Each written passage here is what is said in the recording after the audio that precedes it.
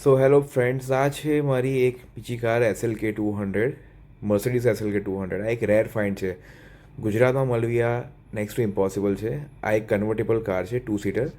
હવે આ કાર મેં લીધી છે, એમાં 4th ઓનર છું. 4 ઓનરે આગળ શું કર્યું ખબર નહીં, એના પેન્ટ પર કેવું વર્કિંગ કર્યું, રિપેન્ટ કરાવ્યું કે કંઈ બી હોય. તો આનું મેં PPF કાઢ્યું. PPF કાઢતા કાઢતા એમાંથી પેન્ટ બધો પીલ થઈ ગયો. હવે નેક્સ્ટ પ્રોજેક્ટ એ રહ્યો કે આ જે પીલ થયેલો પેન્ટ છે એના માટે મારે શું કરવું. ડેફિનેટલી આ કારને મારે હવે રિપેન્ટમાં મોકલવી પડશે.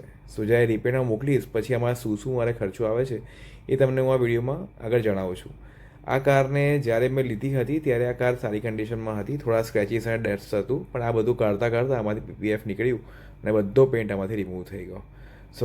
હવે હું આ કારને રિપેન્ટમાં મોકલું છું અને રિપેન્ટમાં આના પર શું બેસ્ટ ઇફેક્ટ આવી શકે છે એ આપણે હવે ચેક કરીએ. કારણ કે પેન્ટ તો સારો જ છે જે ઓરિજિનલ છે, પણ જે રીટચઅપ થયું છે એ ટચઅપ થોડું પ્રોબ્લેમેટિક છે. આને પેઇન્ટમાં મોકલીએ. આના ઉપર પેઇન્ટનો એક આખો લેયર લાગી રહ્યો છે.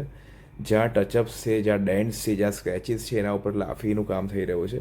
લાફી પ્રોપર ભરી છે. આગળનો જે એમ્બ્લેમ હતો એના પર બી અમે લાફીથી ટચઅપ કર્યું છે. આ કાર ઉપર એક પ્રાઇમરનો કોટ લાગેલો છે અને પ્રાઇમરનો બેસ્ટ કોટ લાગ્યા પછી હવે આ કારને અમે લોકો પેઇન્ટમાં મોકલી રહ્યા છે.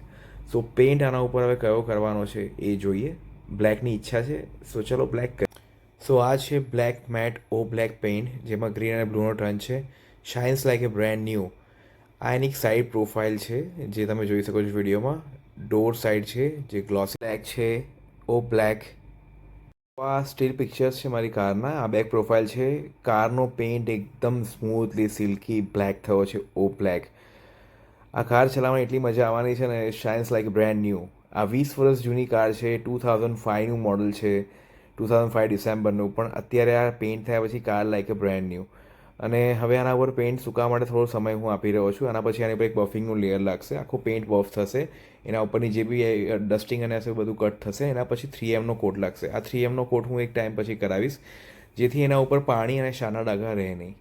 જે અત્યારે તમે નેક્સ્ટ પિક્ચરમાં જોઈ રહ્યા છો, જે રીતે ડસ્ટ ચોટે છે, ડસ્ટ ત્યાં રહે નહીં, ડસ્ટ આખો રિમૂવ થઈ જાય. 3Mનું નેનો કોટિંગ આના ઉપર કરાવી રહ્યો છું. Guys, hopefully I am dropping this video very soon. Thank you. Subscribe my channel. Thank you.